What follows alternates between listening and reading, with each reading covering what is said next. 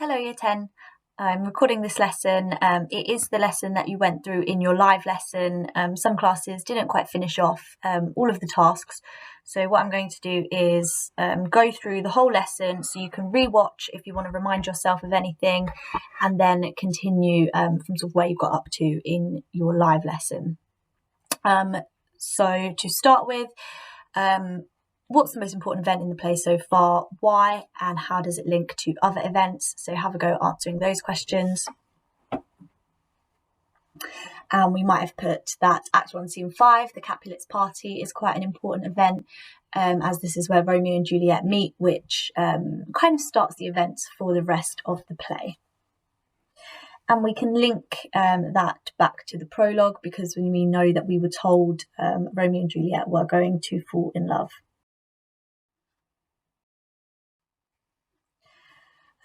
So in the scene that we're going to read today, Act 3, Scene 1, we are going to see a lot about the character Tybalt. He is Juliet's cousin, nephew of Lord Capulet.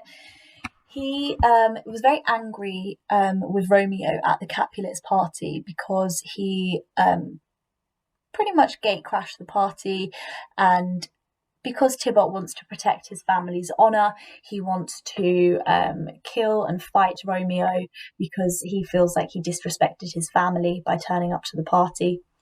Tybalt is quite a violent and aggressive character.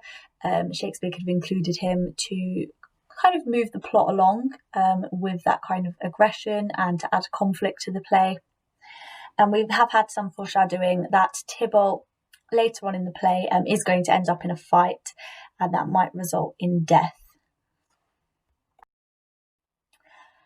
In the previous scene, so in Act 2, Scene 6, Romeo and Juliet were married by Friar Lawrence in secret.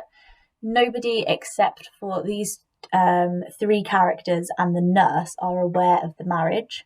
Okay, that secrecy is really important because it kind of adds to the conflict in the play, because some of the characters who don't know that Romeo and Juliet are married, okay, they are still wanting to fight between the Montagues and the Capulets, and it adds tension in the play for the audience who are watching, because the other characters don't know why Romeo does not want to fight the Capulets. So Act 3, Scene 1. In this scene, the Montagues and the Capulets run into each other in the streets. Tybalt wants to fight Romeo, but Romeo refuses. Romeo provokes Tybalt and they start to fight. Romeo, he tries to break them up, but Tybalt stabs and kills Mercutio under Romeo's arm. Romeo kills Tybalt in revenge and then flees. The prince banishes Romeo as punishment. Okay, so a lot happens in this scene. Two of our characters end up dying, and Romeo's kind of course has really altered. Okay, his fate has changed. So this would be seen as a key turning point in the play. So it starts off a scene in a public place. So they're on the streets of Verona. Enter Mercutio, Benvolio, page and servants. And Benvolio says, "I pray thee, good Mercutio, let's retire. The day is hot, and the Capulets abroad, and if we meet, shall not escape a brawl. For now, these hot days, is the mad blood stirring. Thou art like one of those fellows that when he enters the confines of a tavern, claps me his sword upon the table and says, 'God send me no need of thee,' and by the operation of the second cup draws it on the drawer, and when indeed there is no need. Am I like such a fellow? Come, thou art as hot a Jack in thy mood as any in Italy, and as soon moved to be moody, and as soon moody to be moved. And what two? Nay, and there were two such. We should have none shortly, for one would kill the other. Thou, why, thou wilt quarrel with a man that hath a hair more or a hair less in his beard than thou hast. Thou wilt quarrel with a man for cracking nuts, having no other reason but because thou hast hazel eyes. What eye but such an eye would spy out such a quarrel? Thy head is as full of quarrels as an egg is full of meat, and yet thy head hath been beaten as addle as an egg for quarrelling. Thou hast quarrelled with a man for coughing in the street because he hath wakened thy dog that hath lain asleep in the sun. Didst thou not fall out with a tailor for wearing his new doublet before Easter? with another for tying his new shoes with old riband, and yet thou wilt tutor me from quarrelling. And I was so apt to quarrel as thou art any man should buy the fee simple of my life for an hour and a quarter. The fee simple, oh simple, by my head here come the Capulets, by my heel I care not. So at the beginning of this scene, Benvolio is saying, if we meet any Capulets, we're not going to escape a brawl, so we're not going to escape a fight. And Mercutio, we know he's quite a hot-headed character, he's quite a passionate character. And he starts teasing Benvolio, saying that bit there where he says, thou art as hot a Jack in thy mood as any in Italy. He's saying, he's a very angry character and he's going to start a fight. And his big speech there, he's talking about what Benvolio will quarrel with other people over. So a quarrel means a fight.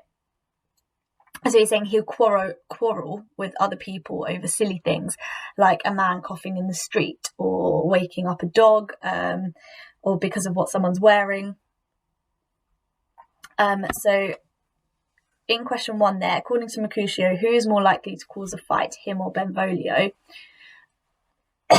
Mercutio is saying that Benvolio is more likely to cause a fight. He tells Benvolio, you quarrel with lots of people about all these silly things. Do we believe Mercutio? Why or why not? We probably do not believe Mercutio because he is a character who we've seen be quite sort of passionate, aggressive, and Benvolio, we've seen him as a character, especially in the very first scene. He was a very peaceful character who stopped the fighting in the street. So it seems like Mercutio is maybe describing himself rather than Benvolio at this point. The scene carries on, so Tybalt comes into the scene. He says, follow me close, for I will speak to them. Gentlemen, good den, a word with one of you. And but one word with one of us, couple it with something, make it a word and a blow. You shall find me apt enough to that, sir, and you will give me occasion. Could you not take some occasion without giving? Mercutio, thou consortest with Romeo. Consort? What, dost thou make us minstrels, and thou make minstrels of us? Look to hear nothing but discords. Here's my fiddlestick, here's that shall make you dance. Zounds, consort. We talk here in the public haunt of men, either withdraw unto some private place, and reason coldly for your grievances, or else depart. Here all eyes gaze on us. Men's eyes were made to look, and let them gaze. I will not budge for no man's pleasure, I. So you've got 3 questions here. See if you can pause the video and answer those, and then we'll go through them.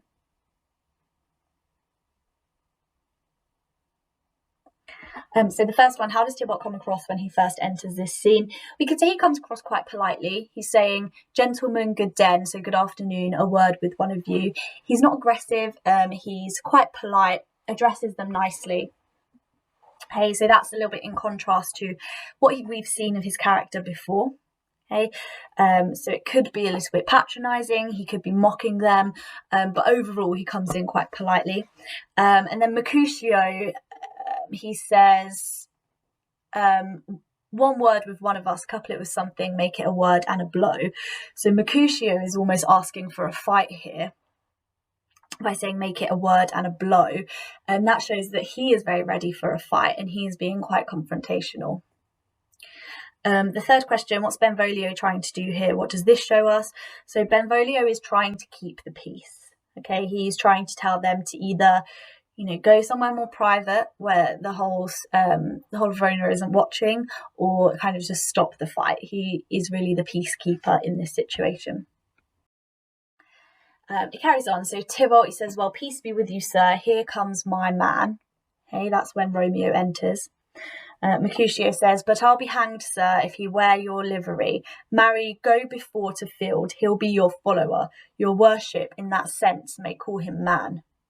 Romeo, the hate I bear thee can afford no better term than this. Thou art a villain.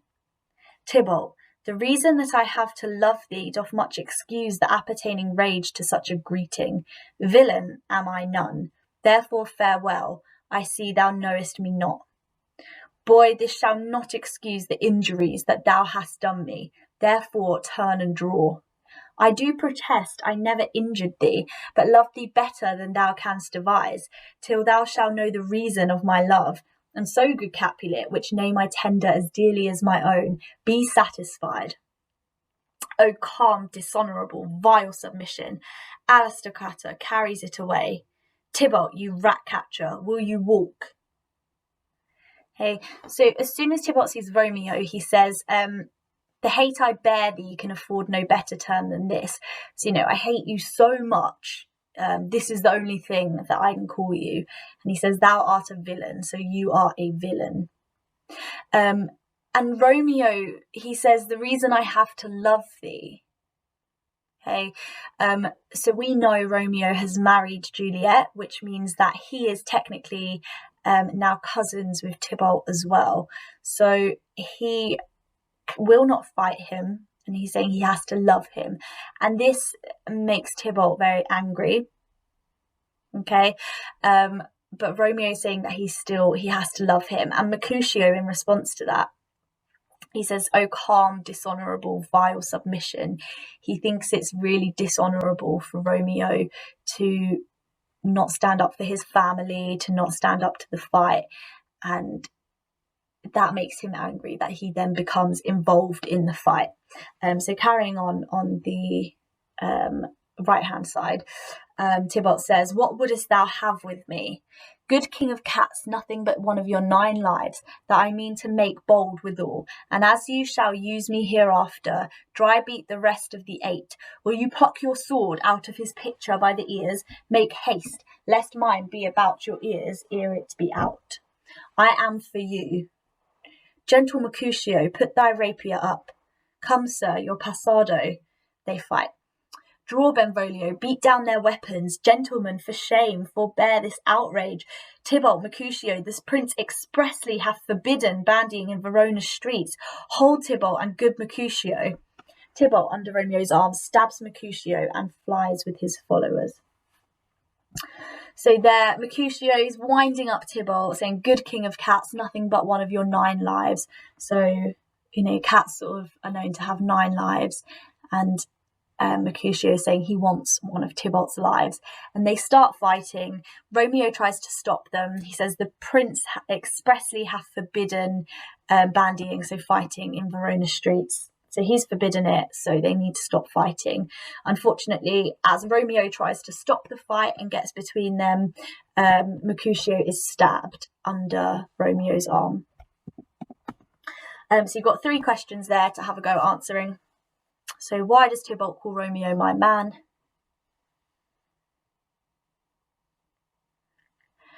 So this could be he's being quite possessive of him. That is the person that he wants to fight.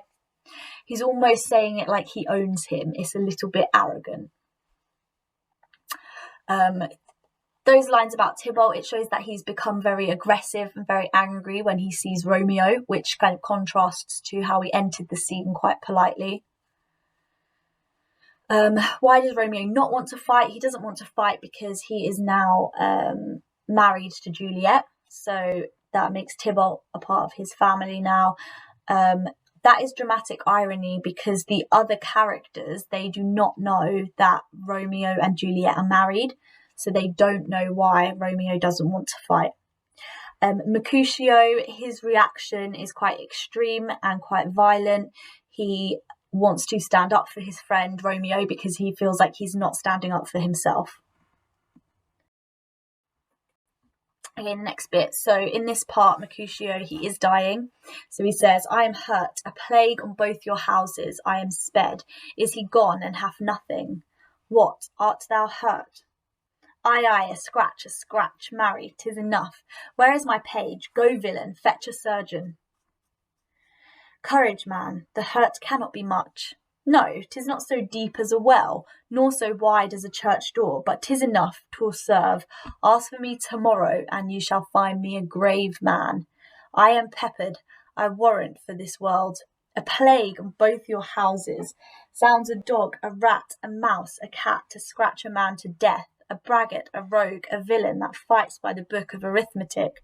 Why the devil came you between us? I was hurt under your arm. I thought all for the best. Help me into some house, Benvolio, or I shall faint. A plague on both your houses. They have made worm's meat of me. I have it, and soundly too, your houses.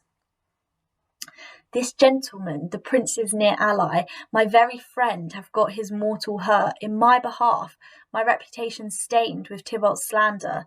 Tybalt, that an hour hath been my kinsman. O sweet Juliet, thy beauty hath made me effeminate, and in my temper softened valours still.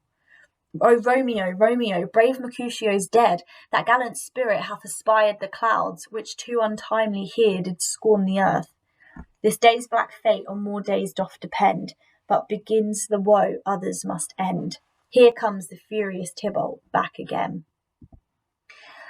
So Mercutio, we'll pause the video and answer those questions, and then we'll go through them. So the first question, Mercutio repeats the phrase, a plague on both your houses. He's trying to emphasize the fact that he's kind of angry that he is dying, or he's died as a result of the conflict between the houses, the Montagues and the Capulets. Okay, so when he says a plague on both your houses, he's cursing their houses, and just reiterating the fact that it's their fault that he is dying. It's as a result of the conflict that he has died. When Romeo says, thy beauty hath made me effeminate, he's talking about Juliet. He's saying that her beauty has made him act more feminine. And as a result, he wasn't perhaps strong enough, or didn't have that kind of masculinity or honour to fight back to Tybalt and save his friend. So he's quite regretful that he feels like he's been kind of weakened by Juliet and their love. Okay, so let's carry on. Romeo says, alive in triumph and Mercutio slain, away to heaven, respective lenity, and fire-eyed fury be my conduct now. Now, Tybalt, take the villain back again, that late thou gavest me, for Mercutio's soul is but a little way above our heads, staying for thine to keep him company. Either thou or I or both must go with him. Thou wretched boy that didst consort him here, shall with him hence. This shall determine that. They fight, and Tybalt falls. See that Romeo, he's gotten very angry. Okay, he's in a rage now because his best friend has been killed. And he says to Tybalt that, either thou or I or both must go with him. Okay, so where Mercutio's soul is, where he's dead now, either Tybalt or Romeo or both must go with him. So he's going to fight him. One of them is going to die. And so they fight, and Tybalt falls. So Romeo kills Tybalt. Benvolio says, away, Romeo, away, be gone. The citizens are up, and Tybalt slain. Stand not amazed, the prince will doom thee death. If thou art taken, hence be gone away. Oh, I am fortune's fool. Why dost thou stay? Exit Romeo. Okay, so Romeo feels like he's been a fool for killing Tybalt. He knows the consequences of that action. So then we have some people enter the scene. So the first citizen, which way ran he that killed Mercutio? Tybalt, that murderer, which way ran he? There lies that Tybalt. Up, sir, go with me. I charge thee in the prince's name, obey. Enter prince, attended, Montague, Capulet, their wives, and others. Where are the vile beginners of this fray? O noble prince, I can discover all the unlucky manage of this fatal brawl. There lies the man, slain by young Romeo, that slew thy kinsman, brave Mercutio. Tybalt, my cousin, O my brother's child, O prince, O cousin, husband, O the blood is spilt, O my dear kinsman, prince, as thou art true, for blood of ours shed blood of Montague, O cousin, cousin. Benvolio, who began this bloody fray? Okay, quickly before we move on to the last bit, a couple of questions there to answer. So the first one, how's Romeo changed here? He's become a lot more angry, more aggressive, and he wants to fight now. And when he says, oh, I am fortune's fool, he means that he's been very unlucky. He's like a victim of fate. Okay, so fortune's fall. It's like fortune or fate is playing a joke on him. It could remind the audience of the prologue. We know that his fate is to die in the end, so we know where the play is heading. And then in that last bit, we've got the prince. He comes on and asks Benvolio sort of what's happened here. So Benvolio, he says, Tybalt here slain, whom Romeo's hand did slay. Romeo that spoke him fair, bade him bethink how nice the quarrel was, and urged withal your high displeasure. All this uttered with gentle breath, calm look, knees humbly bowed, could not take truce with the unruly spleen of Tybalt, deaf to peace, but that he tilts with piercing steel at bold Mercutio's breast, who all as hot turns deadly point to point, and with a marital scorn, with one hand beats cold death aside, a martial scorn, and with one hand beats cold death aside, and with the other sends it back to Tybalt, whose dexterity retorts it.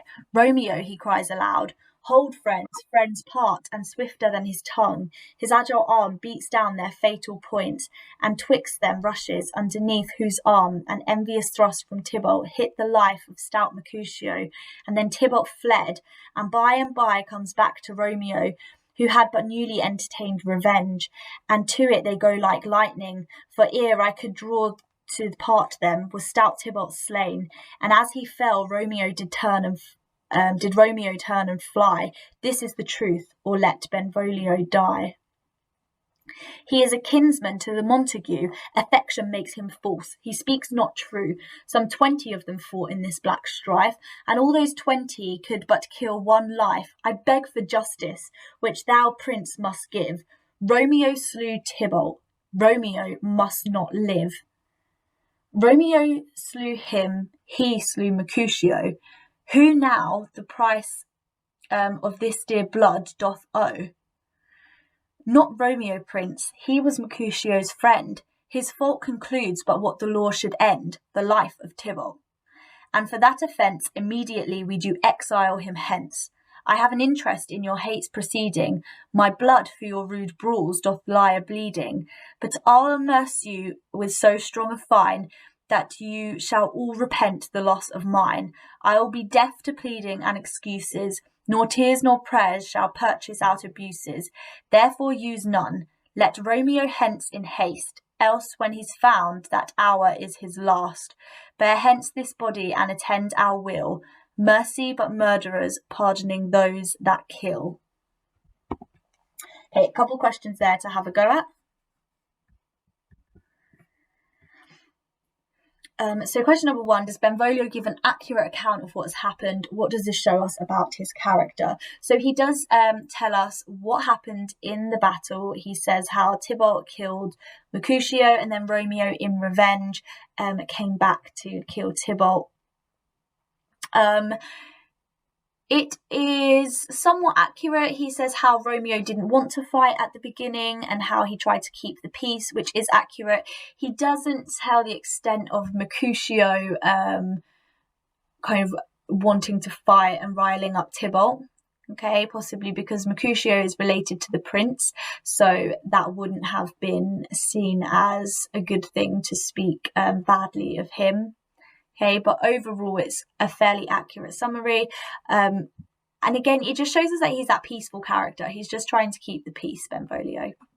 The prince exiles Romeo rather than executes him because Tybalt killed Mercutio, who was related to the prince, and Romeo killed Tybalt. Okay, so it was kind of a life for a life. So the prince believes that it is fair to exile Romeo, but he does say that if Romeo is ever found, then he will be killed. So if he comes back, he will be killed. Okay, can you pause the video now and have a go at these questions? And when you unpause, we will go through them. Okay, so question number 1. This scene could be seen as a turning point in the play because it turns from a comedy, a more light-hearted play, into a tragedy. Okay, this is the first death in the play, so it turns into a tragedy. Mercutio's death is the first in the play. How is the play now likely to change direction? So Mercutio was quite a comedic character. He added a lot of humour to the play. So his death, again, it signifies that it's now a tragedy and it's going to become a lot more serious. Number 3, dramatic irony is used when the audience know more than some of the characters. How and why has Shakespeare employed it in this scene? So the dramatic irony is that the audience, we know that Romeo and Juliet are married, whereas the other characters don't. This adds a lot of tension because Romeo being exiled causes a lot of problems with their marriage, obviously, and the fight and the conflict, it really ended up the way it did because Romeo wasn't able to tell them that he was married to Juliet. Number 4, Mercutio is the play's most comedic character. Why is it significant? He is the first character to die. It's significant because it signifies the end of the comedy in the play, and from now on it is going to be just tragedy and a lot more serious. Number 5, how does Romeo link family honour to masculinity? Okay. He believes, when he says that Juliet's love has made him effeminate, he believes that because he didn't fight for his family, he didn't fight back to Tybalt immediately, that he's almost lost his masculinity and he's acting more feminine. So there is a link in this play between ideas of masculinity and family honour, protecting your family. Number 6, a catalyst is a person or thing that creates an event. Who is the catalyst in this scene? So we can say that Tybalt is the catalyst in this scene. Okay, he is the character who comes to start the fight. Okay, and that's what he's there for, to kind of bring about this tragedy in the play. Okay.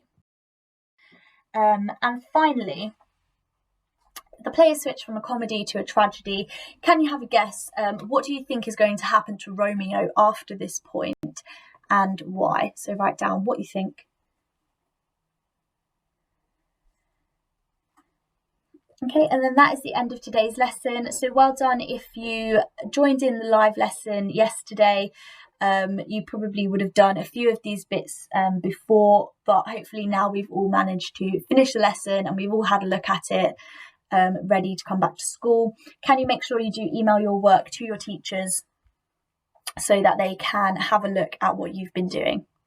Okay,